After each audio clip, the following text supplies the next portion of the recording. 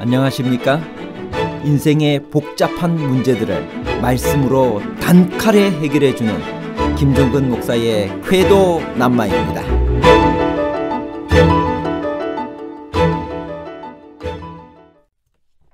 하나님이 나발을 치셨다는 의미는 무엇일까요? 다윗의 분노를 잠재운 것은 누구의 지혜였나요? 아비가일은 다윗을 사울의 강력한 통치 아래서 목숨을 위해 도망치는 한 망명자로만 생각했나요? 아니면 다윗이 왕이 되어 이스라엘을 통치할 것을 믿는 지혜로운 믿음과 다윗을 인도하시는 하나님의 손길을 보고 있었기 때문인가요? 망명자와 지혜로운 믿음에 관한 복잡한 문제를 하나님 말씀의 가르침으로 명쾌하게 해결해 드리겠습니다. 사무엘의 죽음은 이스라엘과 다윗에게 어떤 영향을 미쳤나요? 사무엘상 25장 1절. 사무엘이 죽음에 온 이스라엘 무리가 모여 그를 두고 슬피 울며 라마 그의 집에서 그를 장사한지라. 다윗이 일어나 바란 광야로 내려가니라. 사무엘이 죽은 연대와 나이는 정확히 추정하기는 어렵지만 만일 사울이 40년간 이스라엘을 다스린 것이 사실이고 그리고 사무엘이 40세가 넘은 나이에 사울에게 기름을 부어 왕으로 삼았다면 사무엘은 거의 80세가 되어 죽은 것이 됩니다. 사무엘의 죽음은 전 이스라엘을 슬픔으로 몰아넣었습니다. 이스라엘 백성들은 사사요, 선지자요, 제사장인 사무엘의 죽음을 마치 부모가 죽은 듯이 애통해했습니다. 어느 날 다윗은 그가 거주하고 있는 지역의 부유한 유지인 나발이 양털을 깎는다는 소식을 듣고 그의 부하 10명을 보냈습니다. 나발은 얼마나 부자였을까요? 다윗이 부하들을 보낸 목적은 무엇이며 그들은 나발에게서 어떤 대접을 받았나요? 사무엘상 25장 10절에서 12절. 나발이 다윗의 사환들에게 대답하여 이르되 다윗은 누구며 이새의 아들은 누구냐? 요즘에 각기 주인에게서 억지로 떠나는 종이 많도다.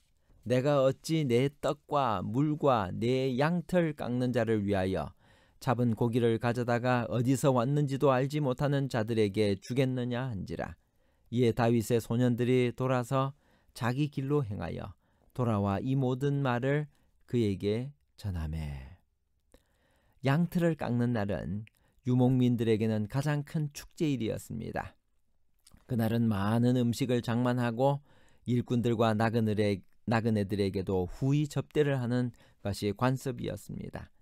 광야에서 1000명이 넘는 사람과 함께 사는 것은 많은 경비를 필요로 했기 때문에 다윗은 나발에게서 도움을 받기 원했습니다. 나발의 목자들이 갈멜에서 양을 칠 때 다윗의 군사들이 그들을 잘 돌보아 주었습니다. 군사력을 가진 그가 세금조로 재물을 요구할 수도 있었으나 그러지 않았기 때문에 다윗은 나발이 그들을 선대하리라고 믿어 의심치 않았습니다. 그러나 나발은 그가 보기에 도망꾼에 불과한 다윗 일행을 무시하고 도움을 거절했습니다. 아마도 사울의 보복이 두렵기도 했을 것입니다. 호의를 베풀었던 나발에게 무시를 당하자 다윗은 무엇을 결심했나요? 나발의 종들은 누구를 찾아가 무엇이라고 호소했나요? 나발의 아내 아비가일은 사태의 심각성을 깨닫고 무슨 일을 했나요? 사무엘상 25장 13절. 다윗이 자기 사람들에게 이르되 너희는 각기 칼을 차라 하니 각기 칼을 차매 다윗도 자기 칼을 차고 400명가량은 데리고 올라가고 200명은 소유물 곁에 있게 하니라. 다윗은 나발의 배은 망득에 몹시 분노했습니다. 그는 나발의 집을 멸하기로 결심하고 즉시 400명의 군사를 무장시켜 나발의 집을 향해 출발했습니다. 다윗은 자기가 하려는 일에 관하여 하나님께 묻지도 않았습니다. 분노가 그를 압도했습니다. 사울을 대하는 태도와 비교할 때 전혀 다윗답지 않은 행동이었습니다. 한편 불안해하는 종들로부터 사건의 내용을 보고받고 사태의 심각성을 파악한 아비가일은 그의 남편과 상의하거나 그의 의도를 말하지 아니하고 급히 다량의 식량을 준비하여 나귀에 싣고 종을 시켜 먼저 보내고 자신도 다윗의 무리를 만나려고 출발했습니다. 만일 아비가일이 나서지 않았다면 그날 무슨 일이 벌어졌을까요? 사무엘상 25장 31절. 내 주께서 무죄한 피를 흘리셨다든지 내 주께서 친히 보복하셨다든지 하므로 말미암아 슬퍼하실 것도 없고 내 주의 마음에 걸리는 것도 없으시리니 다만 여호와께서 내 주를 후대하실 때 원하건대 내 주의 여종을 생각하소서 하니라. 또 내 지혜를 칭찬할지며 또 내게 복이 있을지로다. 오늘 내가 피를 흘릴 것과 친히 복수하는 것을 내가 막았느니라. 하나님께서는 다윗이 그의 일생에 짐이 될 잘못을 저지르는 것을 막아주셨습니다. 만일 다윗을 막지 않으셨다면 이 사건은 사람들의 마음속에 다윗이 그들의 미래의 왕으로 적합한지에 대해 심각한 의문을 불러일으켰을 것입니다. 다윗의 분노를 진정시킨 아비가일의 태도와 말에서 우리가 배울 교훈은 무엇인가요? 사무엘상 25장 31절. 내 주께서 무죄한 피를 흘리셨다든지 내 주께서 친히 보복하셨다든지 하므로 말미암아 슬퍼하실 것도 없고 내 주의 마음에 걸리는 것도 없으시리니 다만 여호와께서 내 주를 후대하실 때 원하건대 내 주의 여종을 생각하소서 하니라. 아비가일은 부유하고 권세를 가진 집안에서 처녀 5명의 시중을 받는 존경받는 귀부인이었습니다. 그러나 그는 다윗을 만나자 급히 나귀에서 내려 다윗의 발에 엎드려 얼굴을 땅에 대고 절했습니다. 그것은 그를 왕으로 접대하는 태도였습니다. 그리고 모든 허물을 자기에게 돌리고 진심으로 사과하고 용서를 청했습니다. 그것이 1차적으로 다윗의 분노를 누그러뜨렸습니다. 아비가일은 자기 남편이 불량하고 미련해서 그런 것이지 의도적으로 다윗을 무시한 것이 아니라는 점을 강조해서 다윗의 자존심을 살려주었습니다. 그런 다음 그 여인은 다윗을 높이 평가하고 하나님께서 그의 편이 되시어 반드시 이스라엘의 지도자로 삼아주실 것을 믿는다고 말하며 쫓겨다니면서 피곤해 지친 다윗을 격려했습니다. 다윗의 마음이 다 풀어진 후에 비로소 현명한 이 여인은 다윗이 하려고 한 일의 결과가 어떻게 될 것인지를 다윗이 깨닫도록 도와주었습니다. 무력으로 양민의 피를 흘려 재물을 빼앗은 일은 두고두고 다윗에게 양심의 가책을 가져오는 것은 물론 그의 적들의 비난을 피할 수 없을 것이었습니다. 다윗은 아비가일의 지혜에 탐복했습니다. 언젠가 이런 여인을 만나면 아내로 삼아 평생 옆에 두고 싶다고 생각했을지도 모릅니다. 그 일 후에 나발의 집에는 어떤 일들이 생겼나요? 아비가일은 후에 어떻게 되었나요?